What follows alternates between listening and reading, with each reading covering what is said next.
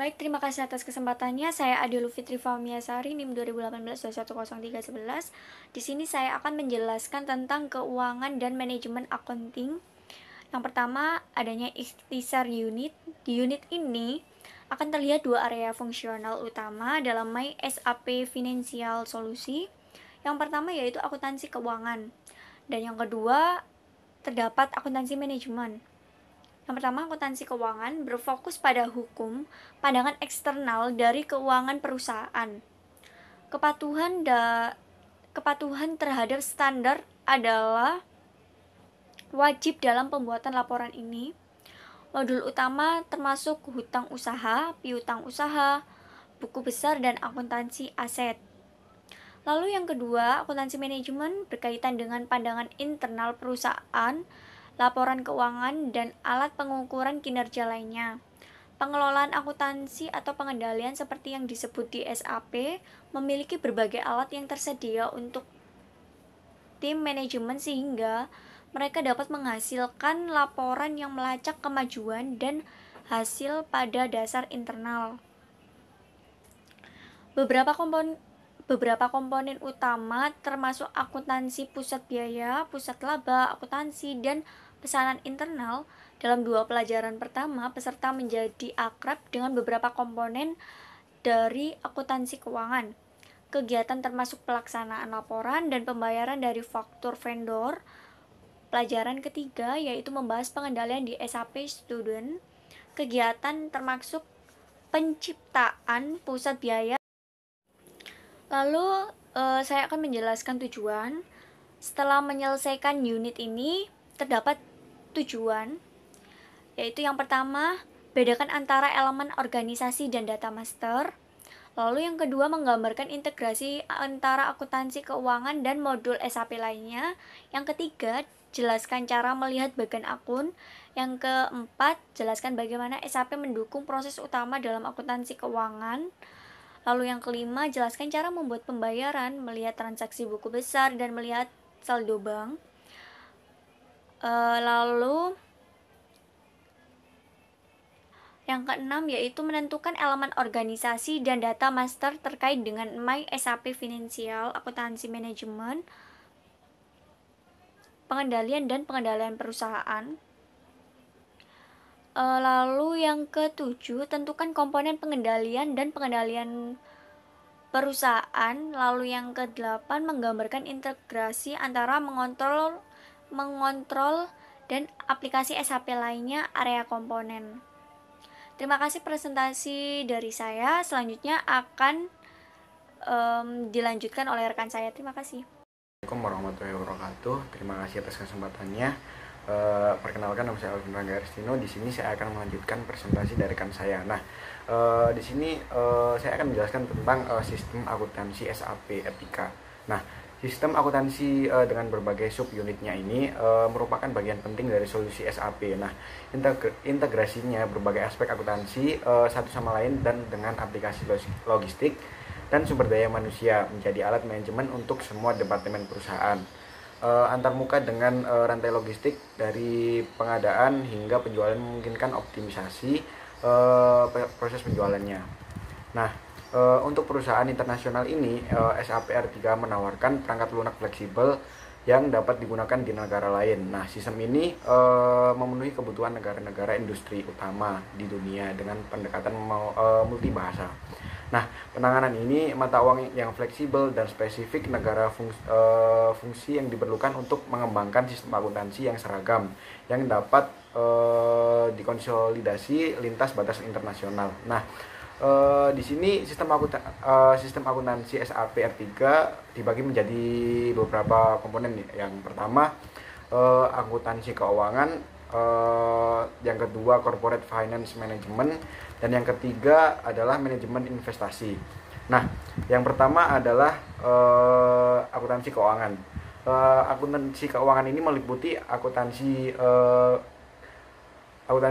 KTOL, yang kedua hutang dan piutang usaha, dan yang ketiga akuntansi aset. Nah, yang kedua adalah corporate finance management. meliputi yang pertama manajemen keuangan perusahaan, di mana itu terdapat perencanaan, analisis, pendukung keputusan, transaksi, pembayaran, dan kemampuan risiko di berbagai kelompok lingkungan hidup. Dan yang kedua adalah manajemen perbendaharaan, yang itu uang tunai, saham, obligasi, dan derivatif. Eh, yang ketiga adalah manajemen investasi. Nah, di sini manajemen investasi memungkinkan perencanaan modal di seluruh perusahaan, program investasi dan pengendalian langkah-langkah investasi modal individu. Nah, manajemen investasi ini terdapat manajemen proyek. Apakah manajemen proyek ini memungkinkan perencanaan yang efisien, kontrol yang sensitif terhadap biaya, dan target implementasi proyek yang berorientasi dengan integrasi komprehensif dengan controlling dan logistik. Selanjutnya akan dilanjutkan oleh rekan saya. Terima kasih. Terima kasih atas kesempatannya. Saya Cindy Dwi dengan NIM 2018-210-334 akan menjelaskan tentang tahap-tahap proses pembayaran. Nah, yang pertama ada entry invoice. Entry invoice adalah invoice yang diterima dari vendor atau akan dikirimkan ke customer. Nah, yang kedua ada analisis open invoice. Nah, proses ini itu menganalisa invoice mana saja yang belum terselesaikan dan kapan jatuh temponya. Yang ketiga ada review invoice yang akan dibayar. Nah, tahap ini melakukan review terhadap invoice yang akan dibayar. Nah, review tersebut berupa pengecekan jumlah invoice maupun jumlah kelengkapan pendukung. Yang terakhir ada invoice yang diajukan jika sudah melewati tahap review, akan di-approve untuk dilakukan pembayaran. Nah, jika suatu proses approve ternyata hasilnya belum selesai, maka invoice tersebut perlu dimodifikasi untuk dilengkapi kelengkapan lainnya. Selanjutnya ada pembayaran. Nah, proses pembayaran dalam SAP sistem itu menggunakan automatic payment program untuk membantu user mengatur invoice-invoice yang akan dibayar maupun yang akan diterima. Nah, dalam SAP payment program ini secara otomatis ini akan melakukan hal-hal sebagai berikut. Nah, yang pertama menampilkan open invoice yang harus dibayarkan atau open invoice yang harus ditagih. Yang kedua, melakukan posting dokumen pembayaran. Yang ketiga, melakukan print media pembayaran menggunakan data medium exchange. Yang terakhir itu, payment program dalam SAP ini didesain untuk melengkapi atau untuk mengakomodir kebutuhan pembayaran baik transaksi pembayaran nasional maupun internasional, baik dengan vendor maupun customer, dan juga menghandle incoming dan outgoing payment.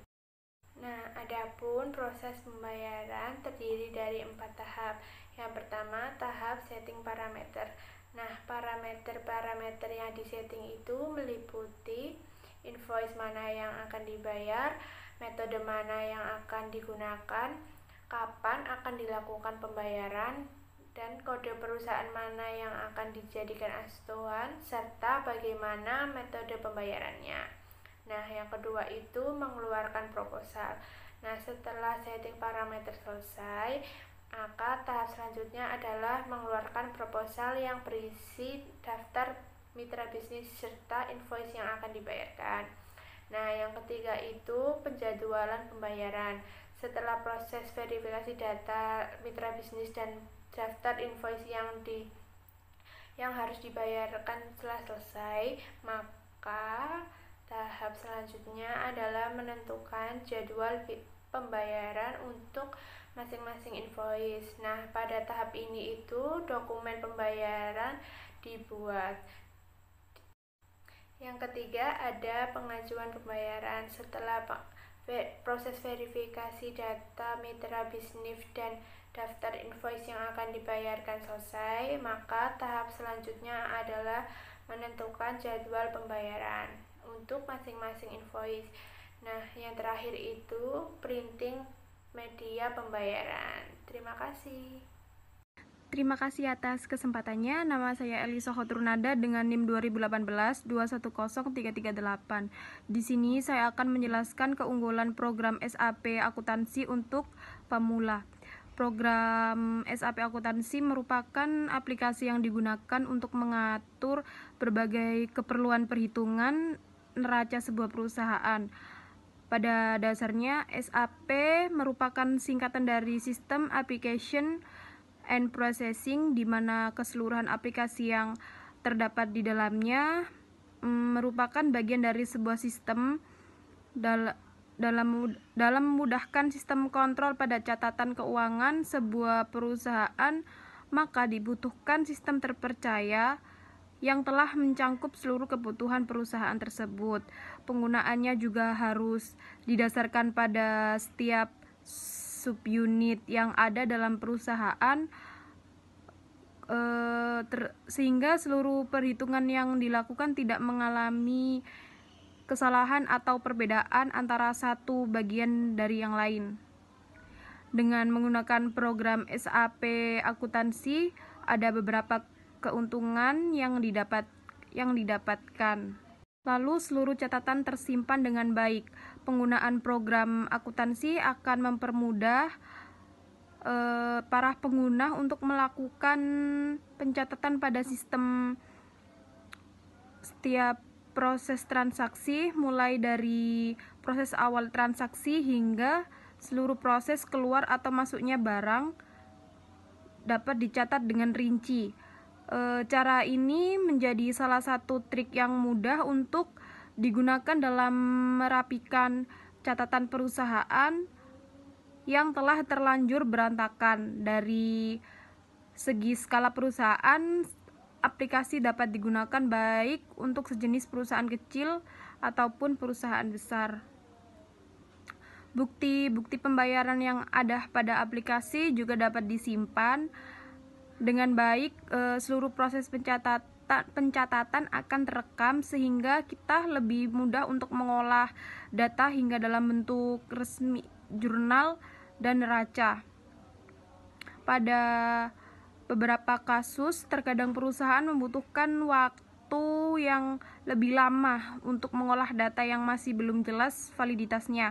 Dengan menggunakan sistem yang dikhususkan untuk mengolah data akuntansi, proses-proses tersebut hanya membutuhkan sedikit waktu dengan tingkat ketepatan yang lebih tinggi. Mudah tracking bila terjadi kesalahan.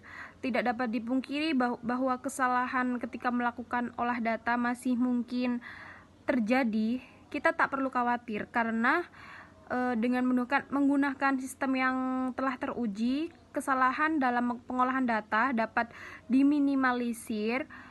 Kita juga dapat melakukan tracking dengan cepat bila ada ketidakcocokan data yang terdapat pada aplikasi dan data nyata yang dimiliki sistem yang mampu mencatat semua detail transaksi. Sangat memudahkan siapapun untuk melakukan pengolahan data dengan cepat dan tepat. Sebagai contoh, bila terdapat nota yang hilang atau nota yang masih belum tercatat, kita tidak perlu mencocokkannya dengan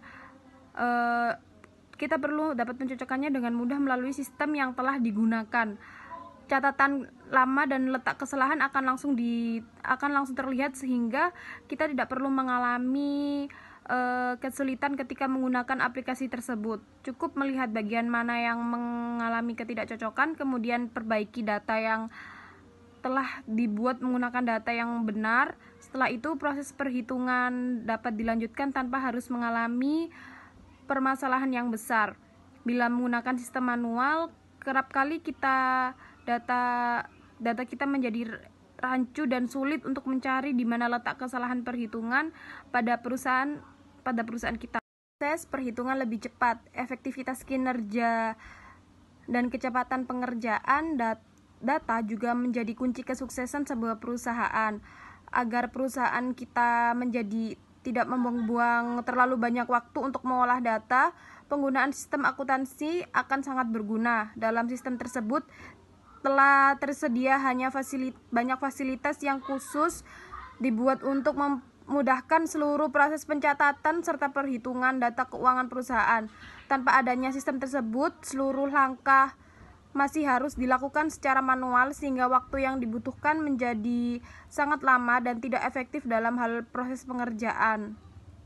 Disinilah yang membuat aplikasi dan sistem akuntansi kian dibutuhkan dalam setiap perusahaan. Cara penggunaannya juga telah dijelaskan secara terperinci dalam setiap aplikasi dan sistem akuntansi tersebut.